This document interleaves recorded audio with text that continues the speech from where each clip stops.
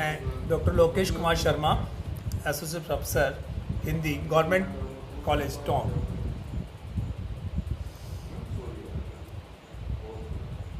आज मैं आपको काव्य शास्त्र के बारे में जानकारी देना चाहता हूँ। काव्य शास्त्र और साहित्य के दर्शन को करने वाले काव्य के विज्ञान को काव्य शास्त्र कहते हैं। काव्य शास्त्र के पुराने नाम अलंकार शास्त्र और साहित्य शास्त्र हैं। विकिपीडिया के अनुसार काव्य शास्त्र काव्य और साहित्य का दर्शन तथा विज्ञान है। यह काव्य कृतियों के विश्लेषण के आधार पर समय समय पर उद्भिद सिद्धांतों की ज्ञान राशि है।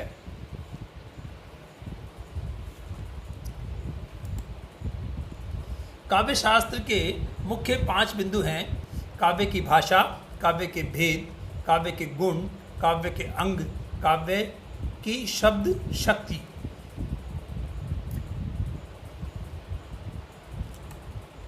काव्य शास्त्र की परिभाषा के विषय में हम बात करते हैं तो काव्य शास्त्र की परिभाषा विभिन्न आचार्यों के द्वारा अलग अलग तरीके से परिभाषित की गई है।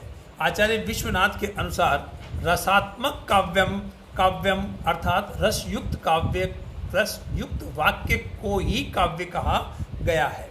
पंडित जगन्नाथ के अनुसार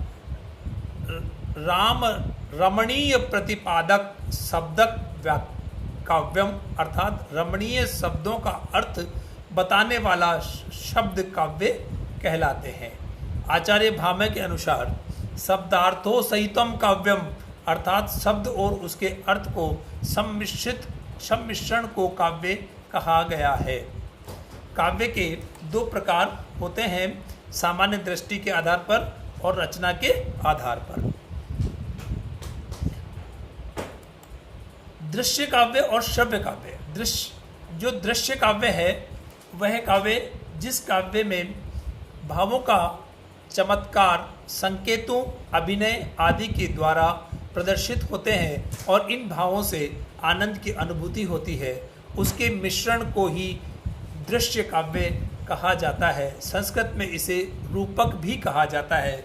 उदाहरण जैसे महाराणा प्रताप, स्कंदगुप्त, सत्य हरिश्चंद्र आदि।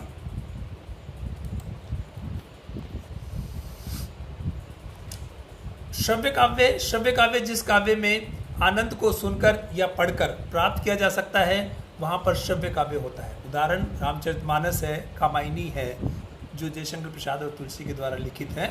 उनको देखकर, उनको सुनकर और पढ़कर हम उसका आनंद प्राप्त कर सकते हैं।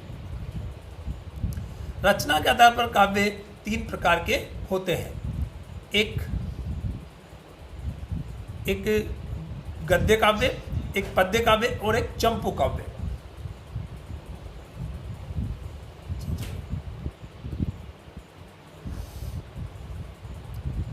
काव्य शास्त्र को समझने के लिए काव्य शास्त्र के मुख्य बिंदुओं को समझना आवश्यक है। आप इस पर एक बार अपना विचार लिख करके प्रस्तुत करें। थैंक्स।